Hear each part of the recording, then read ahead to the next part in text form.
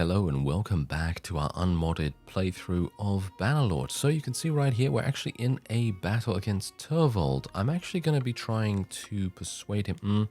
No, he's not the leader. He's not the leader of his clan. Technically he's actually a mercenary, but I kind of felt like it would be a good idea to attack him because I believe he has about 50 or so recruits, so it's going to be pretty easy for us to achieve some kind of victory here. Also, bear in mind that I have just raided 2 villages, literally 2 villages without any problems whatsoever. Did not get any enemy vassals coming at us, and we pretty much just did whatever we wanted to do in that moment. So that was really, really nice. And otherwise, I've been testing out a kind of a new formation. I don't think this formation is actually going to work in a vassal battle, like a straight up vassal battle, because the problem with it is that my infantry are very, very separate as a result of it. And that's, you know, sometimes it's really, really good to do this, and other times it is just really awful. But the thing is that what I'm trying to do is I'm trying to increase the effectiveness of my archers. That is the main thing that I'm trying to do here. And putting my infantry in a separated formation basically makes it much more likely for our archers to be able to fire through them, and as a result be just that little bit more effective at range. And that's exactly what we want, because as you can see right here, just look at how much damage our archers are doing against the enemy infantry. And now bear in mind that, of course, they'd probably be able to do this damage no matter whether our infantry were in shield wall or not, because obviously, bear in mind, we're on a little bit of an incline here. The archers are able to fire just a little bit over the heads of the infantry, and that's exactly the reason why they're being quite effective at this point. But I have found that in low elevations, when our archers are either beneath our infantry or whether they are, you know, on the same level, then it is a much better formation to go for loose in that case, because then the archers will be able to fire between the infantry and it will be a lot more effective. Obviously, this is very much down to your own personal preference as well, because you might prefer just to go for shield wall. You know, maybe shield wall is the thing that you really, really love, and maybe you just want to continue using that, you know. Maybe that's just your thing. But I found that maybe it's a good idea to change what you do dependent on the situation. Just going default into shield wall is sometimes maybe not the best idea. So, you know, I've just been testing out, trying out a number of different things, and they seem to be working quite nicely for us. So anyway, I'm going to continue leveling up our Imperials here, and I have a little bit of space. So I'm going to take some tribal warriors, and I might like to take the boar novices as well. They actually become boar champions. As you can see, they're not that great. They're not that great, so I will probably just leave them alone because I don't really want to take any more prisoners than I have to. You know, if I have to take prisoners, then I'm just going to slow myself down unnecessarily. All right, so we're here still. I raided this village and this village. As you can see, this one already has defenders again. Are you serious? How did they do that? I have no idea. But anyway, Masui is here, as far as I can tell, because I was raiding this village just now, and she appeared out of nowhere with about 200 units, and I thought to myself, oh, okay, 200 units, that's not too bad, you know? That is not too bad. And then, all of a sudden, she just gained 300 and something. And I was like, okay, I should probably get out of there. You know, I should probably get out of there. Okay, let's have a look. Ooh, fish. Okay, yeah, don't really care about that too much. I would like to be able to raid that. Oh, no, maybe not. Hanaki is a very, very good village for us. Don't really want to raid that. I wouldn't mind raiding one of the other relatively profitable villages. Oh, hello there. Ooh, okay. I think this guy could definitely... Oh, he's chasing us. Are you serious? I'm not entirely sure why he would do that. He doesn't have any heavy... oh, he does have heavy horse archers. He does have a couple of those guys. Okay, well, in there. Now he's changed his mind, as you can see. Okay, go this way. Go over the bridge. Yeah, of course. Of course. Every single time. I don't know why that happens. I really don't know why that happens, but every single time I try to fight a vassal, they decide to go in a direction where there's another vassal so that they can team up against me, I would assume. So it's good that it's good that I could retreat from that, otherwise we would have been in a pretty bad situation. But this guy is actually going to be pretty good for us to take out, and as I've said, I'm basically just trying my hardest to get these guys out of the way, get them killed as best as I can, and try and weaken the Crusade. Now, I'm not entirely sure why we're not making peace with the Crusade right now. I mean, maybe we don't have 144,000 in tribute. That could very well be the reason why we're having difficulties here. So I don't know what to do, really, because the Southern Empire is so incredibly small right now in terms of power level, in terms of territory size, and generally everything, that it is kind of perplexing to me that we haven't really attempted to make peace or anything like that. So I guess, as I said, I guess we just don't have the money to be able to make it work. Which is pretty bad. It's an understatement. That's pretty bad, you know. You definitely want to have a little bit of cash set aside just so that you can make peace if you need to. I know this very much from experience because with Byron in the Crusade Khanate playthrough at the moment, we are having some difficulties because I have literally not much money at all, and the money in question is very difficult to gain at the moment. And gaining money is basically, I would say, probably one of the most important, maybe top 3 most important things for you to do if you want to be able to progress in the game at a steady pace. Because let's say that you're actually up against, you know, like in Byron's case, he's actually up against multiple factions, and he's at war with multiple factions. And those guys, they don't care, you know, they don't care whether you're bankrupt or not. They're just going to continue attacking and attacking and attacking, and it is going to be a very bad situation to be in. So that's the kind of thing you need to worry about, especially when you don't have a huge amount of money and you're trying your hardest to gain that money, and you just can't. You just can't, because you continually get attacked and all manners of things happening. So it is definitely something to think about in the future for me, you know, especially with someone as of, you know, that is in such a late stage of the game, such as Byron. He's literally 1,000 days in, you know, over 1,000 days in of his playthrough, and me spending a huge amount of money. I think I remember what I spent the money on. I basically was trying to persuade a vassal to join our faction, because of course that's pretty much the only way that you're going to be getting vassals, because I don't believe they defect, because in Warband, if you have a suitable enough faction, you know, honor rating, renown and territory and things like that, then people will just gravitate toward your faction without any problems whatsoever. But as it stands in Bannerlord, you need to be very good at charm skill, and you need to be lucky in selecting these vassals and them not leaving immediately. Because the thing is, when you persuade one of these guys, what can happen, and what has happened to me multiple times, is if you persuade someone and you're successful in persuading them, then it can happen that they will then turn around and leave immediately. As soon as they've joined you, a couple of moments later, they can leave straight away. And in my opinion, that shouldn't be the case. I do not believe that that should be a mechanic. I think there should be some kind of cooldown to the vassal's membership of your faction, because otherwise what's going to happen is you'll spend, as I did in my Byron's playthrough, basically it will just be, oh, you want 1.3 million to join my faction? You're a very powerful vassal? Okay, sure, I'll give you 1.3 million, and then you'll, you know, help me out to fight against overwhelming opponents. That's what I've attempted to do. So I gave him 1.3 million, and then what happens? He leaves. Like, I don't even know. Maybe 5-10 seconds later. I think he probably stayed a little bit longer than that.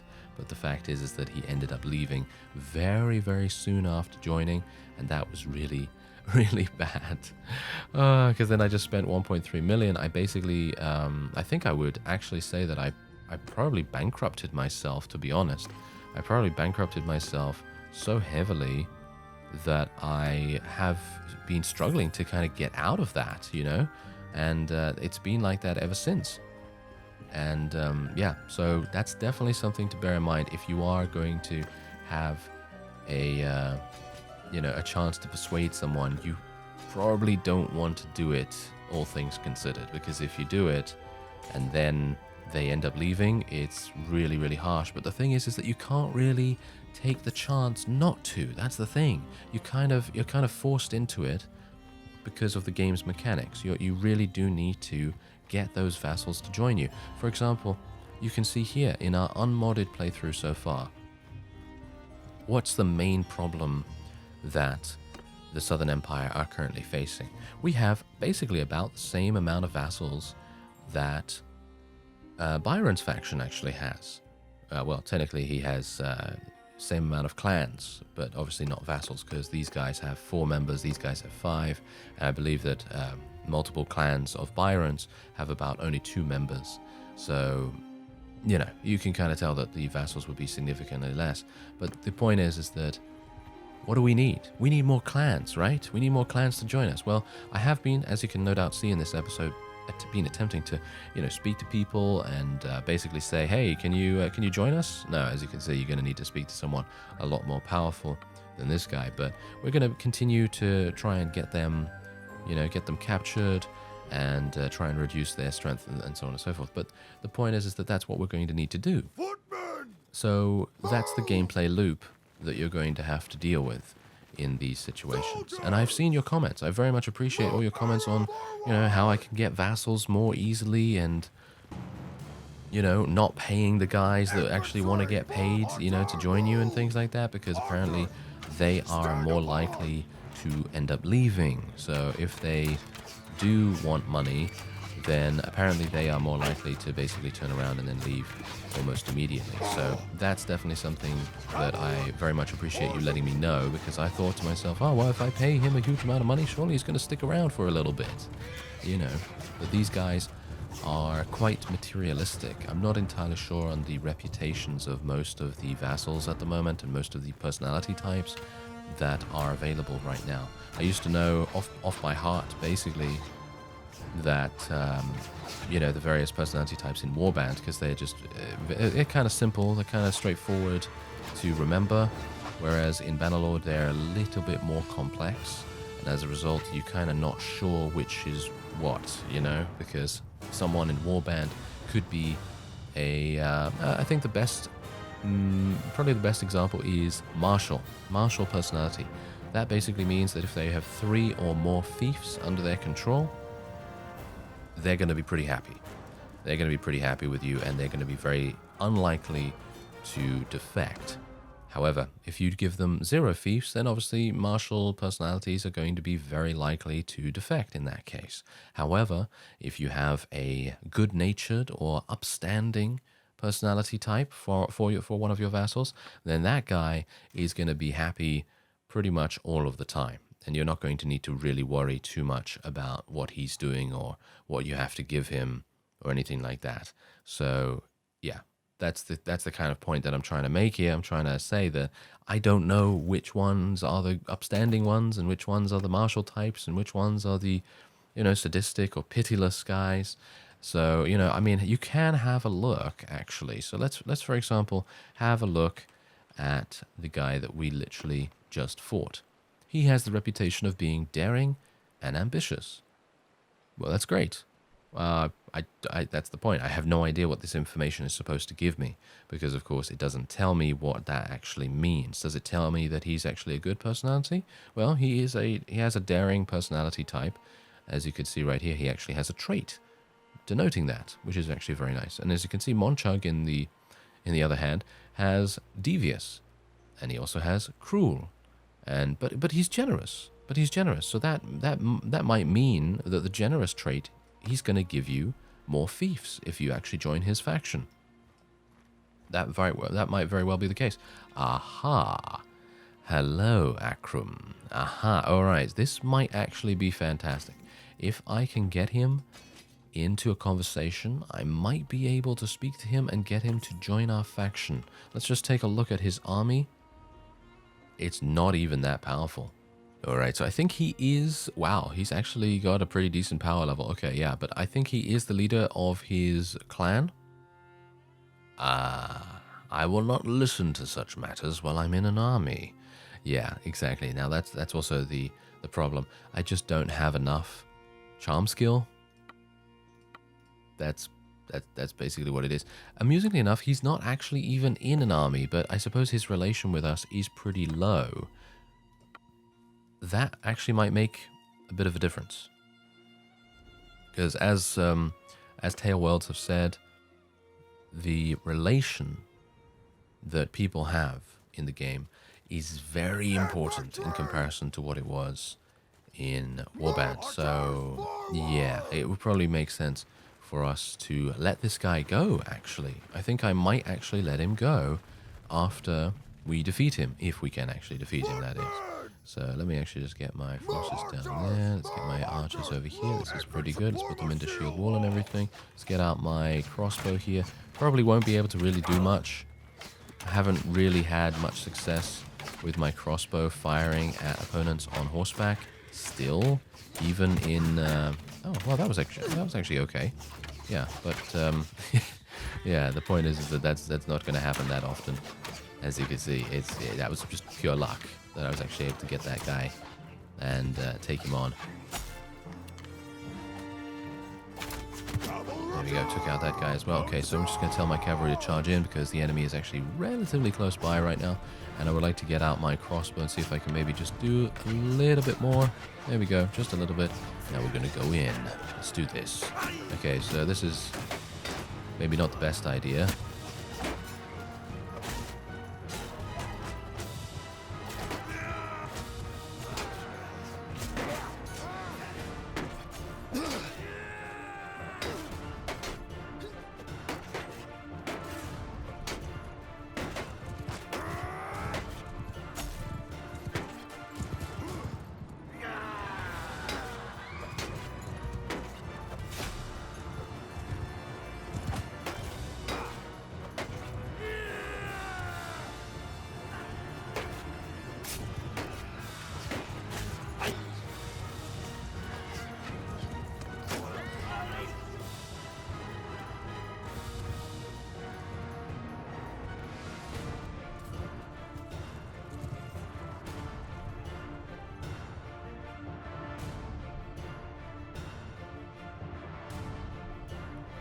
Well, we were able to achieve a victory, and yeah, I had a death of 1,000 cuts, as you could no doubt tell. That was really not very good, but we were able to get him, and yeah, as you can see, that's exactly the reason why it's really not a very good idea for me to go in against vassals that have a relatively similar power level, because we're going to be losing a lot of very valuable troops in that case. So I'm actually going to be letting this guy go. There we go. And we gained 5 skill points in charm as well. I think someone actually mentioned that, and I should probably have taken more notice of it, to be honest, because getting charm skill is basically, as I've said before, half the battle. It's pretty much helping you so incredibly much later down the line that it really makes all the difference. Okay, so unfortunately I'm not going to be able to take that many troops as prisoners because I just don't have that many actual people in my army to expand my prisoner capacity. So that's not going to work out too well. But I guess what I can now do is maybe I can make my way. I'm going to limp, aren't I? I'm going to limp over to Azerai territory right now, which is really bad. Oh, there's actually a hideout here. Oh, I'd like to fight here. I've only got 27%. Oh, well, 31% now, but... Okay, we're going to go and fight. There's only the bandit boss. There's only the bandit boss to fight here. So I should be able to either achieve a victory in a duel, or I can just charge them with all of my forces. I think I'm probably just going to charge them, because that's probably going to be a lot more, well, shall we say, a lot less dangerous, because otherwise I'm going to have some issues. You know, I've just realized that I am really bad at judging the distance with my current weapon. I think that's my main issue. I just really don't know how I'm going to be judging the distance when I'm up against enemies that are like right on me. So definitely might need to replace my weapon or something like that. But there you go. We did increase our relation there, and we gained a little bit of charm skill as well. I feel like charm skill is very hard to get, but obviously that's just me because I haven't really done that much in regards to well, anything charm related. And as far as I'm aware, someone actually mentioned in the comments that the charm trick that we used to use to be able to level up our charm skill just that little bit faster by speaking to people, bartering with them, and giving them 1 dinar, apparently that is not working anymore. Apparently the developers didn't like what was going on with that, so they removed the ability for that to happen. So yeah, that's kind of a shame, because I think it was actually kind of cool to be able to have that option, but obviously that's up to them, whatever they want to do with that. And otherwise, I'm just going to be selling a huge amount of stuff right here. I do have a lot of different trade goods from my time raiding, which is exactly the reason why I personally feel like a raiding character would be very, very good at what they do. Because you're going to have the ability to sell things at an increased price, and at the same time you're also going to have just a huge amount of different options. So raiding things it's just like it's abundant, you know. There are so many things that you can do with that, so it's really, really good. Okay, so there's 11,000. I don't know whether I'm going to have enough here. I don't really want to let Vostrom go into bankruptcy, so I'm just going to sell a little bit here, maybe go down to 10,000 or something like that. And you know what? I need to outfit my troops. I need to outfit my troops because I haven't really been doing that often. So I'm going to have a look-see here. Oh, he's actually got a shield. Yeah, I mean, Iona actually has a shield, so that's actually not too bad. Does she have a better weapon here? Ah, this is better. There we go. Okay. And, oh, that's it. Oh, Normand. Oh, okay, well, yeah, Normand is using a splintered, jagged spear. Is that better? Can I get something better for him? Not really, actually. What? Surely not. Maybe I should get him the weighted Eastern spear or something like that. Yeah, why not? Let's have him use that. And what about his shield? He should probably use a better shield. Let's get him... What about that one? Ooh, it might be cracked, but it gives him 420 HP, which is pretty insane. And let's see about his armor. Does he have any better armor available here? He has 27 in terms of his helmet, so it's highly unlikely that there's going to be anything here for him. 24 is pretty good.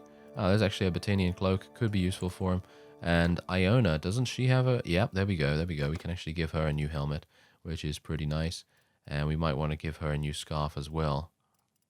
But it's kind of difficult to find scarves, as you can see. Not exactly great. But she is wearing some pretty decent armor there. And what about him? Yeah, he's not going to be finding anything here, I don't think.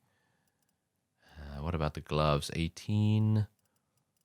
Ah, there is actually something better for him. Very nice. A little bit of an upgrade right there. And I think that is pretty much it. Yeah, she could definitely use that. And she could definitely use that. There we go. All right, so now we're just going to sell everything that we can. And there we go, there's 28,000. Then we can sell this, and there we go. All right, so that is what we're going to do. And is there anything that we need to do, like... ooh, look at that. You can get Imperial Armed Traders. Well, I'm obviously not going to be doing that, but seems like a fun idea, nevertheless. And, yeah, okay. So we're just going to be leveling up our forces here. And we're going to be persuading a bunch of people to join us as well. And then we're going to be heading in to recruit some things as well. So let's recruit some troops. Yes. Good luck doing that. Good luck doing that nowadays. Yeah, it's probably not going to work out too well. Yeah. There's literally no one that wants to buy anything, and no one that wants to recruit. Yeah, a couple of people there. I actually wonder how much relation that I have with these guys, because I have been saving their lives. Oh, never mind. Okay, apparently I didn't save their lives long enough, because now they're all slaughtered by someone. Okay, so what I'm also going to be doing is we're going to be taking a look at some of the newly conquered fiefs that the Crusade have done. And I personally, I don't think there are any recently. I think Atrion Castle might be recent, but I don't think so somehow. But maybe I can go over there and maybe try to take it if there's not too many people in the garrison. I mean, that's the main problem that we're facing right now. And as you can see, we are making so much money from our caravan at the moment. As you can see right there, 965. That is absolutely insane. And we're going to go in here and sell the last remaining bit of our loot. There we are. All right, so that is fantastic. And do I want to buy anything else? Do I want to buy some more grain or whatever? Probably not. Probably not. Oh yeah, I should probably sell all of this stuff as well, because I actually forgot to do that because I reset everything, didn't I? Okay, so let's just sell all of this. I'm going to keep the hogs and the sheep and things like that, even though it might make us kind of slow. It is a bit of an emergency fund, because my troops can slaughter them if they need food. And it's not something I really want to do badly, because I feel like that's not really the best thing to do on the road. But sometimes that's basically the only thing you can do. And, you know, maybe it's going to save your life one day. Who knows? But anyway, there you go. We'll just get some more people. And I think I'm going to go over to Atrion Castle. Oh, look at this. That's the Dime Castle. Did we just take this? I'm actually not sure. Oh, there's Zeno. Hello. No, we did not just take this. There's 228 in the garrison there. So that's actually pretty fine. I'm going to have a look. Oh, no. Never mind. I was thinking to myself, oh, we might actually be doing something for once, you know, we might actually be attacking, you know, somewhere and, you know, trying to besiege them quite nicely, but no, unfortunately that is not the case. So, hand over your goods or die, I will be attacking you. You do have 50, though, in your army, which is actually kind of substantial for a caravan, and I'm a little bit worried about this, to be honest. And considering I have a lot of recruits at the moment, I don't know how well we're going to do here, but we'll try our best.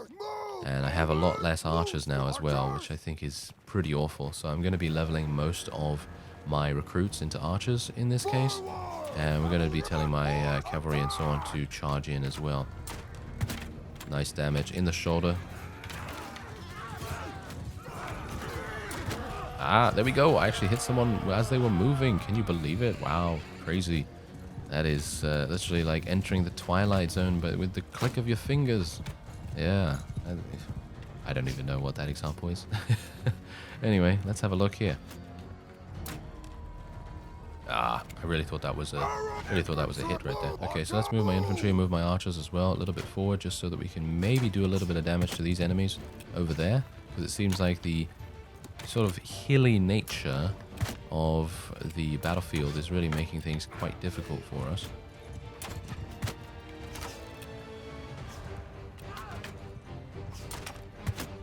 I think I might tell my infantry to charge in, to be honest. Seems like that is pretty much the only way we can really do things. And I think that's it. Yep, I think that is pretty much it. I don't think they're going to be willing to fight for that much longer, especially considering our horse archers are going to be basically trampling them, getting them, you know, dead as fast as possible. Oh, look at that. That guy took a topple, didn't he? Yes, he certainly did.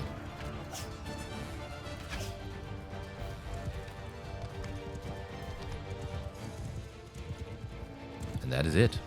Fantastic. Only one enemy remains, and he's taken down. Alright, so we gained 8.3 renown, and we've got some influence now. So what I'm actually going to do... yeah, I can't do that.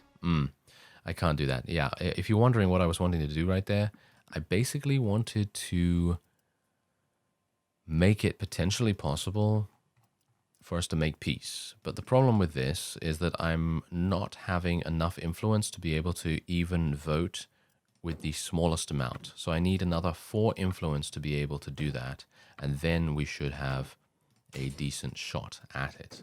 Okay, so these looters, they're going to be going away now, because I will not be able to level them up because I don't have the disciplinarian skill, and I'm probably never going to have the disciplinarian skill in unmodded. It just takes way too long to level leadership up. Anyway, let's continue onward to Saniopa. And yeah, so as I said, I probably would like to do that if at all possible. So we can maybe be a little bit more effective. And let's have a look here. Ah, I see.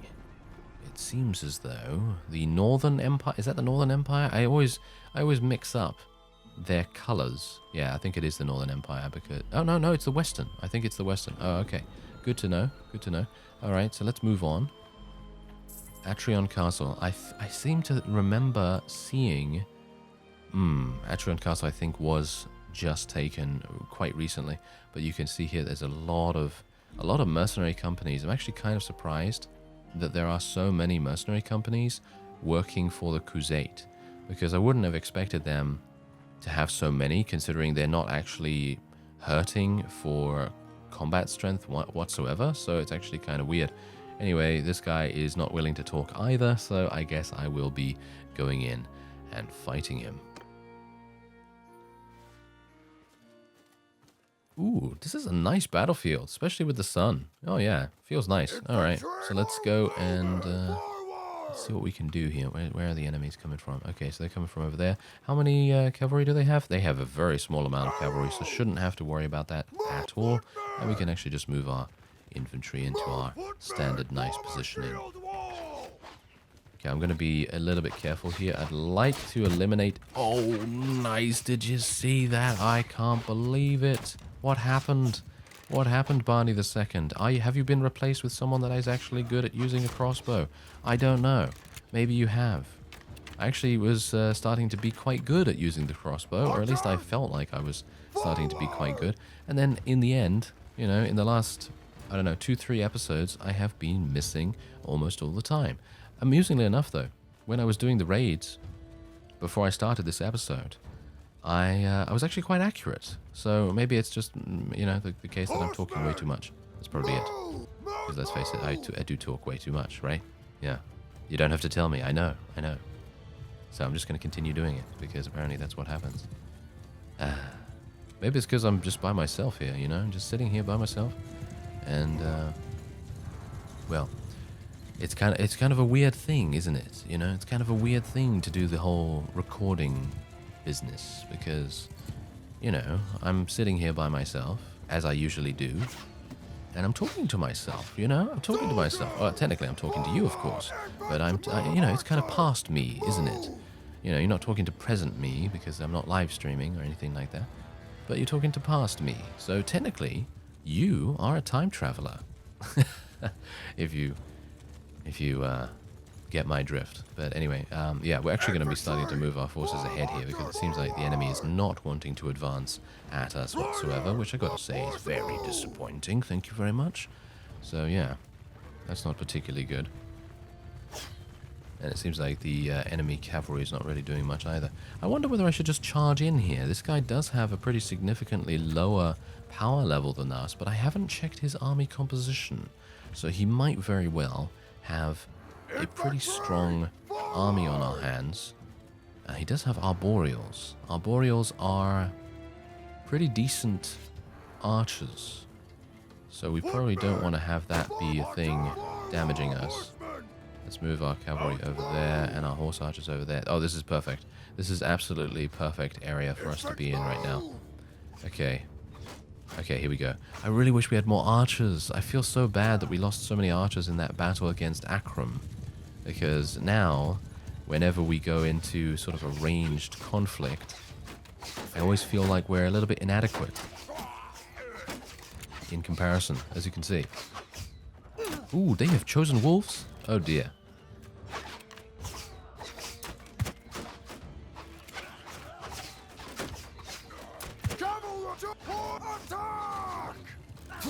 Ow, did you see that? Yes, did you see that? I saw that coming and I was like, oh, I better get out my shield. Too late. Yeah, too late. Oh, he got me. He got me with his thrown weapon. What a beast.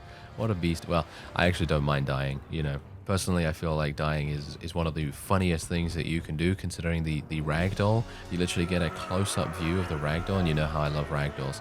So especially considering they didn't even need my assistance right there we were able to achieve a victory. And we also gained the last little bit of influence that we might have needed to be able to continue onward. I'm going to take this guy prisoner just because I can, and we will be taking all of these guys and recruiting them. There we go. That's fantastic. That's really, really nice, actually.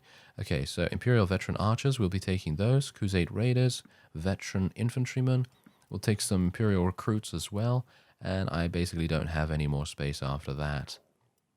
I don't think. Yeah, a little bit. Okay, that some recruits can go.